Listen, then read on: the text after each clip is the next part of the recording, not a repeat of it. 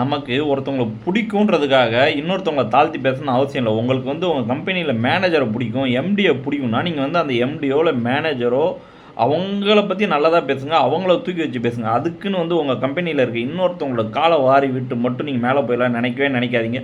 காலை வாரி விட்டு யாருமே மேலெலாம் போக முடியாது. ஏன்னா அது சும்மா மேல் பார்வையில் வேணால் இருக்கும். உங்களுக்கு வந்து அந்த டெம்பரரியாக உங்களுக்கு வந்துட்டு அந்த ஒரு பதவி கிடச்சிருக்கலாம் நீங்கள் செஞ்ச செயல்னால. இல்லை டெம்பரரியாக உங்களுக்கு ஒரு சம்பளம் கிடைக்கலாம், இல்லை டெம்பரரியாக உங்களுக்கு ஒரு லீவு கிடைக்கலாம். ஆனால் வந்துட்டு ஒருத்தவங்க மேலே விசுவாசம் காட்டணுன்றதுக்காக இன்னொருத்தவங்களை வந்துட்டு நீங்கள் வந்துட்டு அசிங்கப்படுத்தாதீங்க.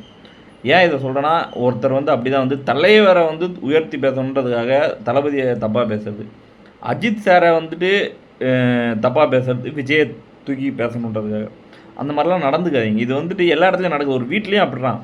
ஒரு அதாவது அவங்க பெரிய ஆளாக காட்டணுன்றதுக்காக அவங்களோட நாத்தனாரை வந்துட்டு ஓரத்திங்க தப்பாக பேசுறது, இல்லை ஓரத்தையே நாத்தனாருங்க தப்பாக பேசுறது.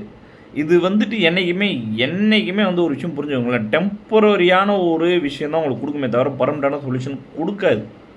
ஏன்னா எப்பயுமே வந்து ஒரு நல்லவங்களோட மனசை கஷ்டப்படுத்துறதோ இல்லை வேறு யார் மேலேயும் உங்களுக்கு இருக்க விசுவாசத்தை காட்ட இன்னொருத்தவங்களை வந்து தப்பு, அதெல்லாம் தப்பு. நீங்கள் எல்லோரும் வந்து தயவு செஞ்சு வந்து கர்ணனை பார்த்து கற்றுக்கோங்க.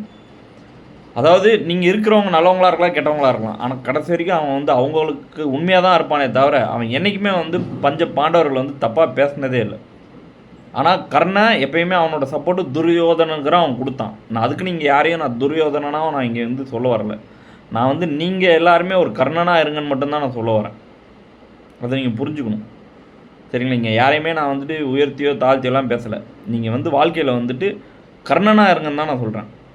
கிருஷ்ணனாக இருக்கணுன்ற அவசியமே இல்லை. மகாபாரதத்தில் கிருஷ்ணனாக கூட இருந்துட்டு போயிடலாம். ஏதோ ஒரு சரி ஓகே, ஒரு நல்லது நடக்கிறதுக்காக வேறு வழியே இல்லாமல் அப்படி இப்படின்னு அப்படியே உலகத்தை அப்படியே சுற்றுற மாதிரி அப்படியே கதையை அப்படியே சுற்றி ஏதோ பண்ணார் கிருஷ்ணர். ஏன்னா ஏதோ ஒரு இடத்துல ஒரு நல்லது நடக்கணும், தர்மம் தோற்றுறக்கூடாது.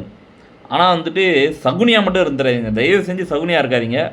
அது எப்படி ஆகுனா, நீங்கள் வந்து எந்த ஒரு மேனேஜரோ இல்லை எந்த ஒரு நாத்தனாரோ இல்லை எந்த ஒரு தலைவரையோ நீங்கள் வந்துட்டு தூக்கி பேசணும்னு நினச்சி வேற ஒருத்தவங்களை அசிங்கப்படுத்துறீங்களோ, கடைசியில் வந்து அந்த தலைவரே வந்து அழிஞ்சு போயிடுவார்.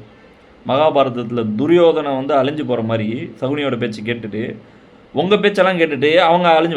ஆனால் உங்களை மாதிரி ஆளுங்களால் தான் உஷாராக தலைவர் வந்து எப்பா சாமி இவனுங்கள்லாம் வச்சு நம்ம கட்சி ஆரம்பித்தா அவ்வளோதான் நம்ம காலின்னு தெரிஞ்சு தான் அந்த மனுஷன் பயந்து கடைசி வரைக்கும் கட்சி ஆரம்பிக்காமல் இப்போ வந்து அவரோட மருமகனை ஏதாச்சும் பண்ணுப்பான்னு ஏற்றி விட்ருக்காப்புல.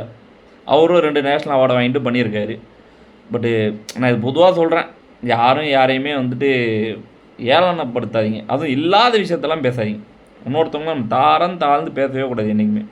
நான் என்னோடய எந்த வீடியோ வேணால் பாருங்கள்.